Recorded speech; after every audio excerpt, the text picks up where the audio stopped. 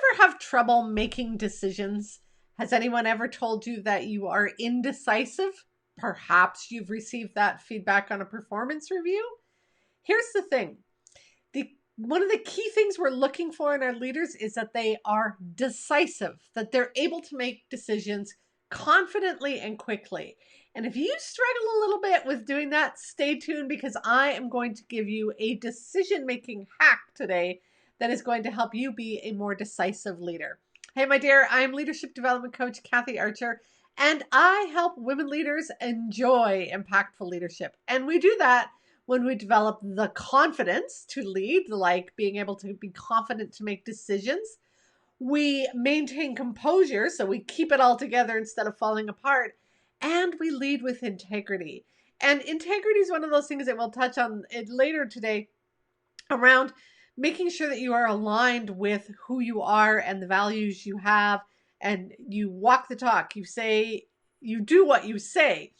And so when we have all of those three lined up, confidence, composure, and acting in integrity, wow, there's no way we cannot enjoy leadership. Now, many times we're not there, and part of the reason we're not there is we lack the confidence or the competence to do something. And that's one of the things with decision making and being decisive. We've never been taught how to make decisions. Think about that for a moment. And all the training you've had with leadership, if you have had specific training on decision making, you are one of the lucky ones, because most of us move up the ranks in our leadership position without learning how to make decisions. And so when a decision hits us and we lack the confidence, we worry we're going to make the wrong decision. I was talking to a leader yesterday, and she said sometimes she'll just kind of get into that worry mode around, I don't know what to do. I don't know how to make the best decision. I'm worried this decision's going to be wrong. And it'll just kind of fester in her mind. And I said, so you think about it for hours? She goes, days. I said, does it keep you up at night? Absolutely. Now, just imagine the flip side. Her team's waiting for a decision. That's not an effective leader when her team is waiting days for a decision. But that's what we do, is we get sucked into those thoughts in our head that tell us, we're not good at this. What if I make the wrong decision? What if it comes back to bite me in the butt? What if I get fired if I make this decision? Like, there's so many implications around making decisions that it can cause us to just sort of freeze and not do anything. So I'm going to give you a quick hack, and we're going to talk about 3 ways this hack kind of helps you be a more decisive decision maker. So when you learn this hack and learn to do this, you're going to be able to sort of slow down the decision-making process and make better decisions. The hack is to be courageous and make a decision with courage rather than with confidence. Far too often we wait for confidence to show up, and we may never feel confident making a decision. So there's 3 ways that you can use courage to help you make those decisions. The first one is the courage to get it wrong. Part of the thought process that we have is that there's a right decision and a wrong decision. There is not a right decision and a wrong decision 90% of the time. There may be a better decision. There may be one that moves you forward faster, but there's no right or wrong decision. And sometimes you just have to make a decision. And so part of that courage is the courage to make the decision, and then the courage to communicate to the team, I don't know if this is the right decision. I'm not sure that this is going to take us exactly where we want to go, but here's the thing, we need to get moving. And so if we decide something and then we put all of our energy behind it, I'm pretty sure that we can make it work. But if we don't decide, or if we keep hemming and hawing or flipping back and forth, we're never going to get to where we want to be. So the courage to fail, get it wrong, mess up, and then communicating that confidently to your team in a way that is like, okay, it's not like I'm just making a decision, but I'm aware that this decision is a little bit dicey and there's not a right or wrong. And just saying that to your people. So that's one way to have courage. The second way to have courage is to ask for help. And so one way to ask for help is ask your team, you know what? I have this decision to make. I really want your input. Tell me how it's going to impact you. Tell me how you think we should move forward. Get their input. you can ask for the team's input. And then the flip side is you can ask for your boss's input or your board's input. And so, again, sometimes we think I'm going to look stupid or inept, or this whole imposter syndrome comes out if we're not making a decision and we're asking for help. But the truth is, people will respect you more when you ask for help than when you flounder and don't make decisions. So you can ask your team for help, or you can ask your boss for help. Now, if I was your boss and you came to me and said, how do I make this decision? I'd probably come back and ask you a couple questions. And one of those might be, what does your gut tell you? The second one might be, what does your intuition tell you? The third question might be something like, if you weren't indecisive, if you weren't doubtful, if you weren't hesitating, what decision would you make? Or if you weren't second guessing yourself, what decision would you make? And so you can just use those questions in your head, or you can pretend in your head, what would my boss say if I asked them? So sometimes you might actually go and have a conversation with them. Other times when you're feeling indecisive, you might slow down and have that courage to go, what would they say if I asked them? What advice would they give me? Or a mentor that you have or something like that.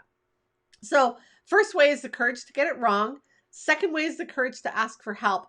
The third way is actually a little bit flip, is actually the courage to delay the decision. Sometimes we get so pushed that we think we have to make a decision today. And quite frankly, you're not confident to make that decision because you don't have everything you need to make that decision sometimes. Maybe you need more information.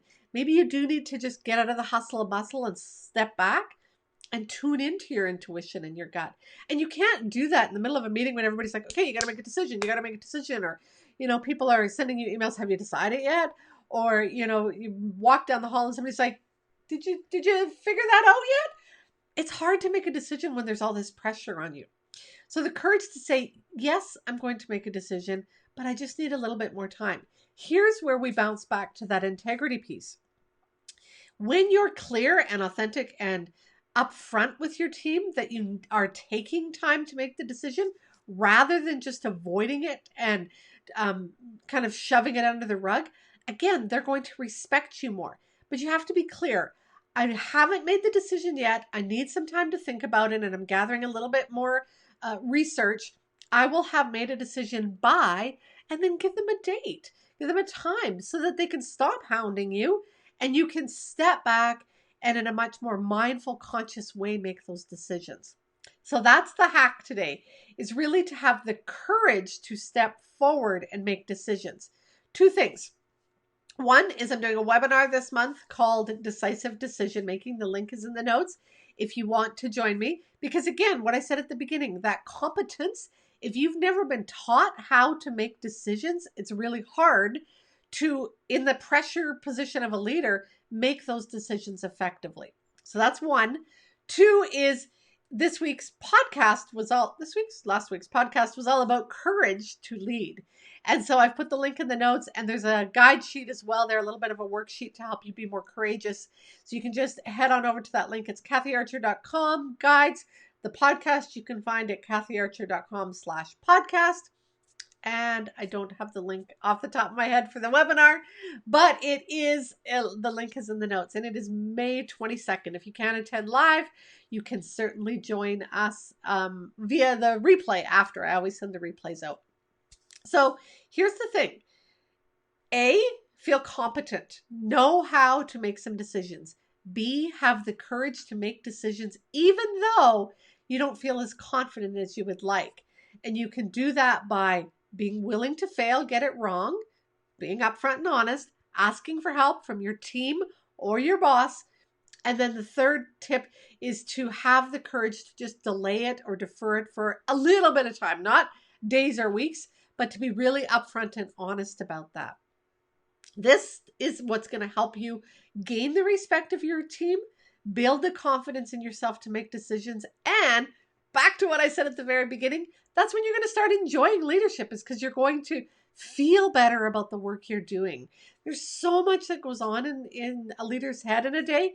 And if those thoughts are constantly talking down at you, you can't do this, you don't know how, this is crazy, you're going to make the wrong decision, then you're going to not enjoy leadership. So get a hold of your thoughts, because that's really going to help you feel more confident in your leadership. Again, head on over to the links in the notes. We are working on the podcast is about courage. The webinar coming up is about making decisive decisions, and then apply these 3 hacks, this hack to help you make decisive decisions. Have the courage to step forward and say, I'm making a decision. It may not be the right decision. Have the courage to ask for help, and have the courage to defer the decision shortly. When you do, my dear, you're going to get out of that survival place and you're going to move to thriving in both your leadership and life. If this has been helpful for you, then I think that you will really enjoy the training library.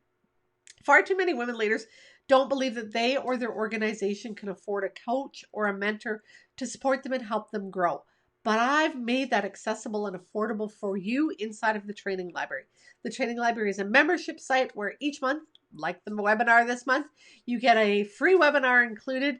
You get ongoing personal and professional development so that you can continue to grow and develop that competence that maybe you lack because you haven't got the ongoing training as you have advanced in your career. And then what happens inside the library is all that information is there, and it's there to support you, and you have access to me as a coach. That way, when those bumps and humps hit, that will inevitably hit in leadership, you know exactly where to go to get the information and the support you need. If you're looking to find out more information, head over to kathyarcher.com/library and you'll find out more. Go make the rest of your day awesome, my dear.